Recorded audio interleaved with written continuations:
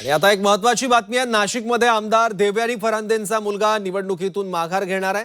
नाशिकमध्ये आमदार देवयानी फरांदेंचा मुलगा निवडणुकीतून माघार घेणार आहे। अजिंक्य फरांदे महापालिका निवडणुकीतून माघार घेणार असल्याची माहिती आहे। आज दुपारीच कुटुंबासह अजिंक्य यांनी उमेदवारी अर्ज भरला होता।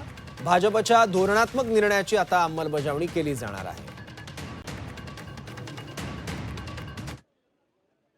भारतीय जनता पार्टीने केंद्रातून असा निर्णय घेतलेला आहे आणि पूर्ण महाराष्ट्रामध्ये आमदार, खासदार आणि मंत्री असलेल्यांची मुलं जी आहेत ती महानगरपालिका असली किंवा ह्या ज्या जिल्हा परिषदेच्या निवडणुका आहेत त्याच्यामध्ये निवडणूक लढणार नाही असा निर्णय घेण्यात आलेला आहे।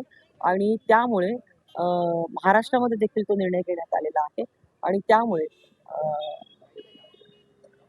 जो काही उमेदवारी अर्ज जो आहे तो निश्चित स्वरूपामध्ये तो परत घेतला जाईल।